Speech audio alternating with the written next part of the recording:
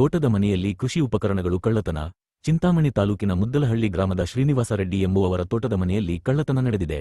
ಶ್ರೀನಿವಾಸಪುರ ತಾಲ್ಲೂಕು ಮದನಪಲ್ಲಿ ಮುಖ್ಯ ರಸ್ತೆಯ ಹೈವೇ ಪಕ್ಕದಲ್ಲಿರುವ ರೋಣೂರು ಹೋಬಳಿಯ ತಡ್ಗೋಳ್ ಕ್ರಾಸ್ ಸಮೀಪ ನಾಚಗಡ್ಡ ಗ್ರಾಮದ ಶ್ರೀನಿವಾಸ ರೆಡ್ಡಿ ಅವರ ತೋಟದ ಮನೆಯಲ್ಲಿ ರಾತ್ರಿ ಸಮಯದಲ್ಲಿ ಕಳ್ಳರು ತೋಟದ ಮನೆಯ ಕಿಟಕಿ ಬಾಗಿಲನ್ನು ಒಡೆದು ಒಳನುಗ್ಗಿ ಸುಮಾರು 25 ರಿಂದ 30 ಸಾವಿರ ರೂಪಾಯಿ ಮೌಲ್ಯದ ಕೃಷಿ ಉಪಕರಣಗಳು ಕಳುವಾಗಿವೆ.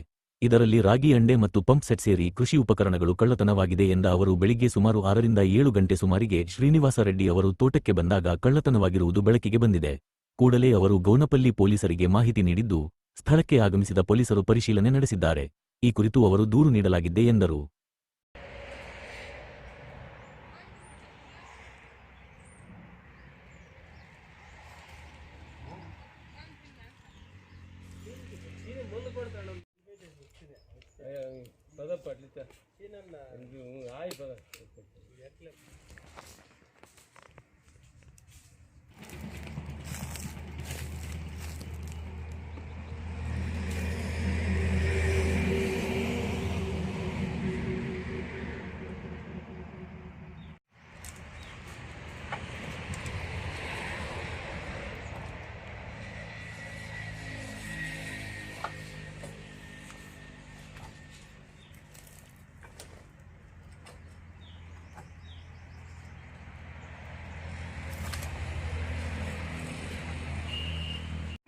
ನಮ್ಮ ಹೆಸರು ಶ್ರೀನಿವಾಸ ರೆಡ್ಡಿ.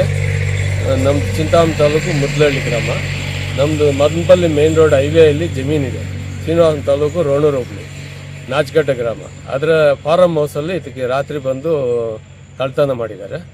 ಅದರಲ್ಲಿ ರಾಗಿ ಅಂಡೆ ಒಂದು, ಪಂಪ್ ಹೊಡೆಯೋದು ಪಂಪೊಂದು ಎಲ್ಲ ಒಂದು 25-30 ಸಾವಿರ ಇಂಪ್ಲಿಮೆಂಟ್ಸ್ ಎಲ್ಲ ಕಳ್ತನ ಮಾಡಿದ್ದಾರೆ.